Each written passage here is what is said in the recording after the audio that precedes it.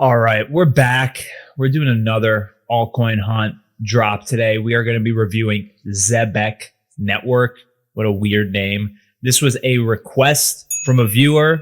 So thank you, Brian Rodriguez. Appreciate you for pointing this one out. This should be really interesting. Kind of. I mean, it's a payroll protocol with a $500 million market cap on Solana, and it's got more VC names involved than a Y Combinator reunion. So we're going to dive right into it. And as always, we're going to start with our narrative and vision. Take a look at the site here, which is super bright and burning my eyes currently. They want to redefine payroll. That's right. Think continuous real-time crypto payments via streaming, replacing lump sum paychecks and automated trickles. They also offer these cards, Zebec Silver, Black. They have a DePIN network, real world asset payments. Their tagline, money should move like data.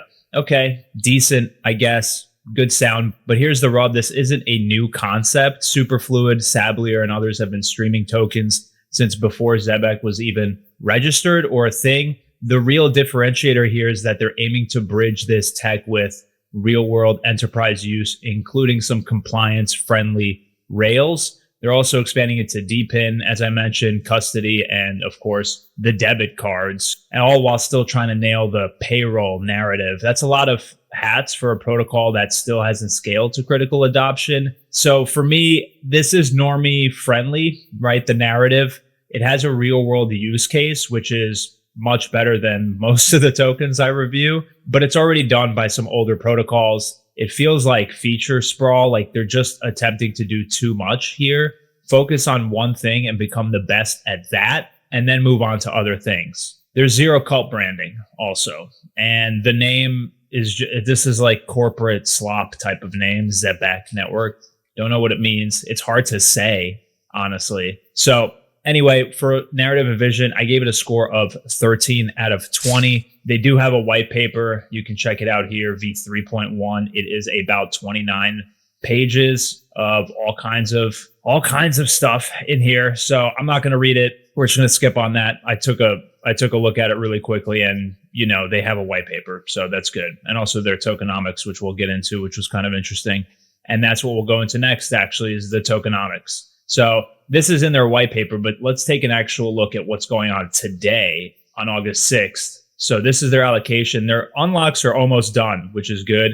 You can see the price has been kind of pumping since May the 25th or the 21st. And yeah, it's, the token supply is 100 billion. It's messy, right? There's about 4.6 billion 88 billion in circulation. There's about 83% unlocked, which is good. They've had multiple rounds of funding, though, with investors including Circle, Coinbase, Solana Ventures. That's bullish in one sense, but also means you're probably holding a bag someone else is going to dump on you. ZBC is used for governance and some staking utility, but there's no strong value capture tied directly to real revenue in this case. You don't need Zebec to stream money, and most of the yield opportunities basically feel inflation fueled to me. So there's strong VC backing, right, which is good. 83% unlocked, which is also good. But the 10 billion supply is kind of a red flag for me. There's no direct fee burn or revenue tie-in for those.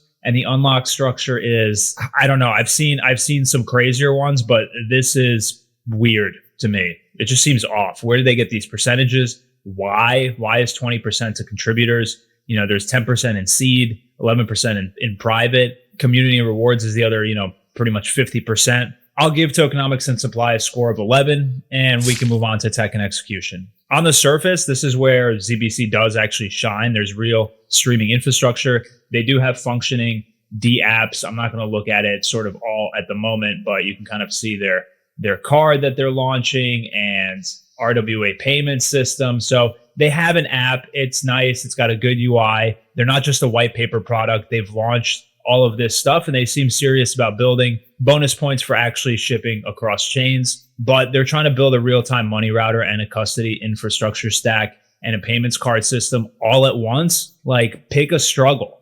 Pick one. It's just a lot for me, and it's all over the place, to be quite honest with you. When I first looked at it, I was like, what do they actually do? I want to know as soon as I hit your website what it is you are doing. What is your utility? What is your pitch? And this thing is just all over the place. But the tech is there and they have executed on it. So for that reason, I'm going to give it a 16 out of 20.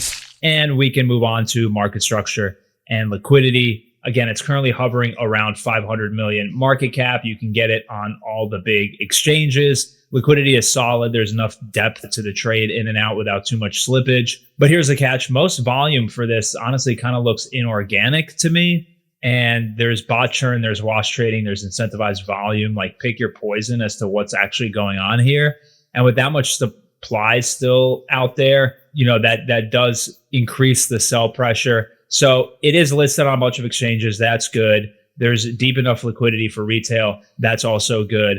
But there's still supply to dump. The volume feels inorganic, and there's no retail traction yet, at least not from what I've seen. So for that reason, I gave market structure and liquidity a 14 out of 20. And we can talk about exit risk and VC stakes, the final category. VCs are deep in this one. Solana Ventures, like I mentioned, Coinbase, Circle, Republic, Shima Capital, Briar Capital. I mean, the list goes on and on. It's basically a Web3 pitch deck parade. They've raised 28 million, which is insane. That means someone's going to exit eventually, and it won't be the founders. So keep that in mind. The team isn't fully doxed yet, at least on their homepage. And the bridge hack that happened last year, which led to over $1 million stolen, still kind of lingers, still left a bad taste in people's mouths. They've covered it, but it's not exactly forgotten. For that reason, I gave exit risk and VC stakes a 10 out of 20 for a total score of 64 out of 100. It's not a rug, but it's also not the next Solana. It's a high risk, high reward play. If payroll as a stream gets real enterprise adoption, this could 3 or 4x.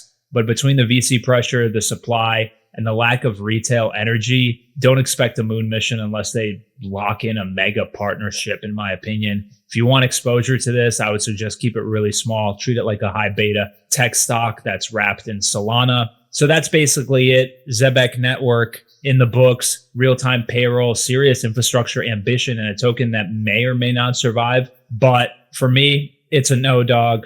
I don't see the upside to any of the stuff they're doing. As I mentioned in the beginning of the video, a lot of other players have come in and have done this already earlier than them. Does that mean it's going to fail? No, but it's just not something I would be interested in. Anyway, if you made it this far, I hope you enjoyed another review. As always, thank you so much for watching, and I'll see you next time.